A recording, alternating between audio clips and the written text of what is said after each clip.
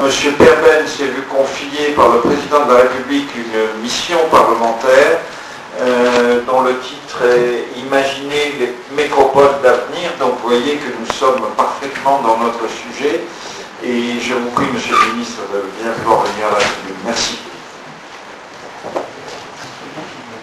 Merci beaucoup, messieurs les ambassadeurs, mesdames, messieurs. Je ne vais pas répondre vraiment complètement à la question qui m'a été posée par le président de la République, donc je ne vais pas le faire ce soir.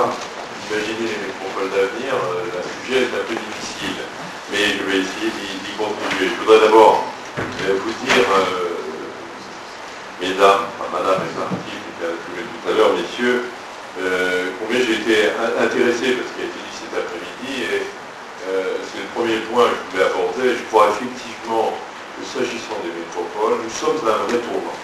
Nous sommes à un vrai tournant écologique, pour les raisons que vous avez dit, certains d'entre vous, en s'agissant du réchauffement climatique et de la nécessité de prendre des mesures pour réagir par rapport à ce phénomène, mais aussi à un tournant plus large qui tient en fait à la mondialisation économique, à la globalisation, et au fait que nous sommes dans un système de concurrence mondiale fondé essentiellement sur la concurrence des grandes métropoles situées sur les différents continents, et que donc la compétitivité de nos pays passe essentiellement, elle passera de plus en plus par la compétitivité de nos métropoles. Et donc il y a là une exigence nouvelle. En sachant que ce deuxième point, il est à la fois porteur d'éléments positifs, mais aussi d'éléments difficiles. Et monsieur le directeur évoquait ce programme de quartier. Il est clair que le développement économique, cette compétitivité, cette concurrence très forte entre métropoles, ce sont des facteurs de tension sociale. Ce sont des facteurs, des éléments de fracture, et donc il y a comme une espèce de contradiction entre ce rôle de plus en plus grand dans la compétitivité de nos métropoles respectives, mais en même temps un risque de dégradation de la qualité de la vie dans ces différentes métropoles, et je pense qu'il ne faut pas l'oublier. Autre élément qui sort d'ailleurs de ce qui a été dit tout à l'heure, ça n'a pas été rappelé d'une manière explicite, mais c'est quelque chose auquel je crois très profondément, et ici à Amsterdam on ne peut pas ne pas y penser. Dans l'histoire de l'humanité, bien souvent les cultures nouvelles, les changements culturels, les renaissances, on peut utiliser ce mot ici, se sont produites grâce à l'activité qui se déroulait dans les villes. Et je suis convaincu que nos interrogations en termes de civilisation dans le monde d'aujourd'hui, les changements liés à la mobilité, non seulement des produits, des financements, mais aussi des hommes, tout cela exige une espèce de nouvelle renaissance, une nouvelle imagination, une nouvelle culture, et je pense que c'est pour beaucoup dans les grandes métropoles du monde, et dans les grandes métropoles de l'Europe en particulier, que cela se passera ou ne se passera pas, se passera bien ou se passera mal. Et je pense qu'on est à la fois, il y a un risque, et c'est ça la vie, il y a un risque, soit tous ces éléments nouveaux qui surgissent dans l'histoire du monde nous permettront d'inventer une nouvelle culture du XXIe siècle, une culture urbaine, une culture, comme on dit parfois en France, une culture métissée, riche de diversité, riche par sa diversité, soit on n'y arrivera pas, et au lieu d'avoir une victoire de la culture, ce sera une victoire de la violence. Et on voit bien qu'on est dans cette tension extrême entre les deux. Et c'est ça qui, à mon avis, exige que les pouvoirs publics dans nos différents États, mais aussi sans doute l'Union européenne, et c'est un point sur lequel que j'évoquais tout à l'heure avec une responsable ici de collectivité, mais ça me paraît important, on a eu l'occasion d'en parler, cher ami, il faut que l'Union européenne aussi se saisisse de ce sujet. D'une autre manière, il n'est pas concevable qu'au rendez-vous de 2009, L'Union européenne ne se pose pas la question de sa politique régionale en des termes nouveaux, et en particulier en se posant la question de ces métropoles. On ne peut pas continuer à imaginer que la seule question régionale européenne soit la question des régions en difficulté.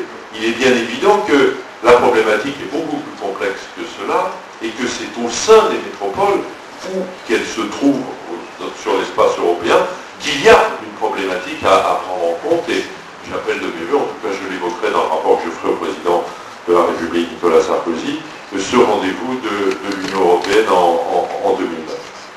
Vous avez évoqué également cet après-midi, bien sûr, la question environnementale, plus directement, la question de l'énergie.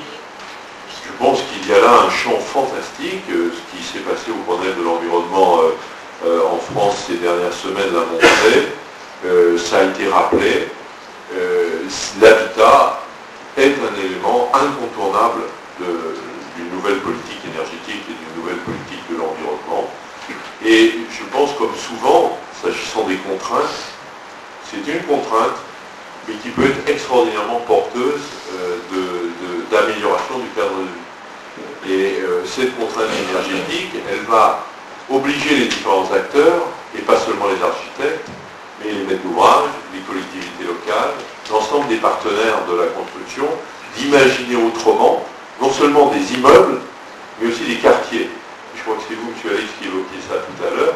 Je crois beaucoup à cette idée de quartier écologique, qui est une vision, je pense, plus globale, peut-être plus riche que la notion sur laquelle on a peut-être déjà travaillé depuis un certain nombre d'années, la fameuse HQE, haute qualité environnementale. Je pense que le quartier écologique, c'est sans doute une bonne dimension pour faire avancer les choses. Et il y a là, je crois, une piste extrêmement intéressante. Autre élément aussi qui a été évoqué en particulier par M. Segatin, qui est la question des transports. Bon, c'est un sujet, je dirais, plus connu, sur lequel pour lequel des réponses déjà ont été apportées par les différentes collectivités, ce qui ne veut pas dire que tout est simple et que toutes les solutions se valent, certainement pas. Les chiffres qu'évoquait M. Segatin tout à l'heure sont très intéressants. On voit bien que le choix se fait vers le transport en commun, le transport public, ou sur des formes nouvelles de déplacement. Pour autant, je crois que le professeur l'évoquait tout à l'heure, attention aux évolutions démographiques. Nous allons connaître les phénomènes que j'ai déjà évoqués, mais nous allons aussi connaître des phénomènes de vieillissement. Et il faut donc que nos politiques de transport intègrent cette dimension-là.